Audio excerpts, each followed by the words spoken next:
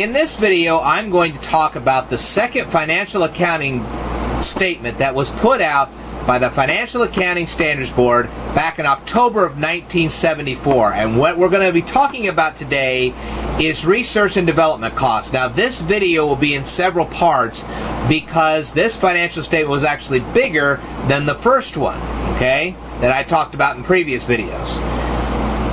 What is a research and development cost? Well, according to FASB, exploration and prospecting is not. So what is exploration and prospecting? Well, if you picture the guy, he takes his pan, he dips in the water, he removes the silt, and then he finds all these little gold specks, that's prospecting.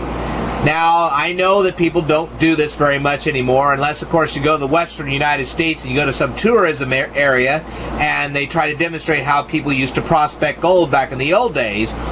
But they do prospect and they do explore even today.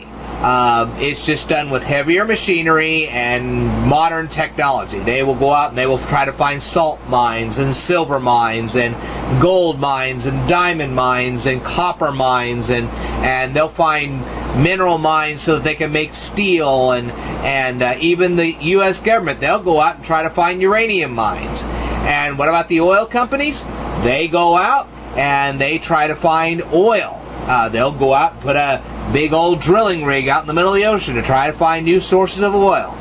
These are exploration and prospecting costs, and they have nothing to do with research and development costs. Excuse me for just 1 second.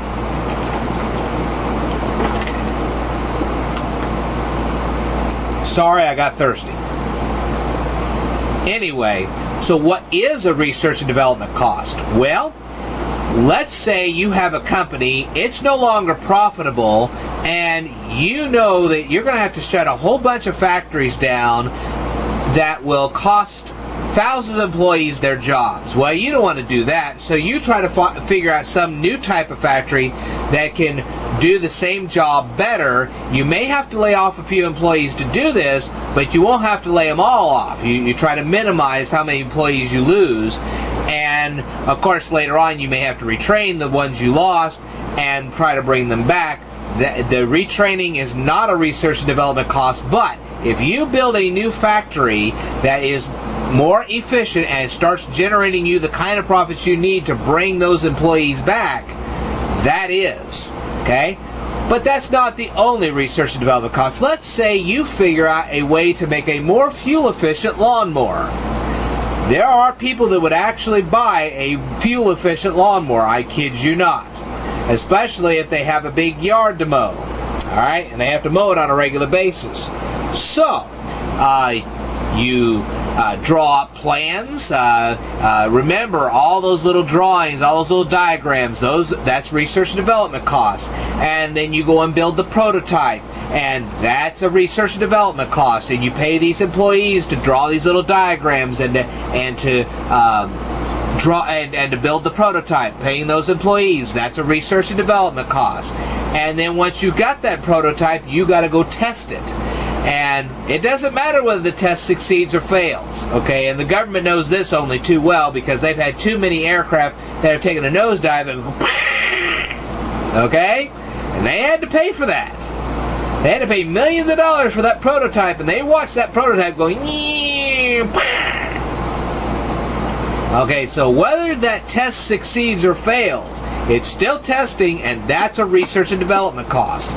Now, toy manufacturers, they'll make a new toy, and then they'll go out and they'll poll a bunch of kids to see if that toy is appealing enough to them, so they go in mass production. Well, you know, they're going to have to pay the employees to go out and poll all these kids. That's a research and development cost. Laboratories, we're talking about hospitals. Let's say you find a way to do a non-invasive surgery. You know, you cure the disease, but you're not going to have to go into the patient to cure it. That's a research and development cost.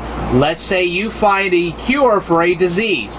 Let me tell you something. Diseases like Alzheimer's, Parkinson's, certain types of cancers, these diseases don't have cures yet. You find a cure, you have a research and development cost. All right? Let me tell you something. The people that made OxyClean, the Awesome Auger, the Grab-It, they all had thousands, if not millions of dollars in research and development costs. So they had to chart that on their accounting sheets, their balance sheet, their income sheet. They had to show these research and development costs. And let's say you figure out how to make a more fuel-efficient lawnmower. Well, then you think, well, can I apply this to cars? Can I apply this to trains? Can I apply this to airplanes?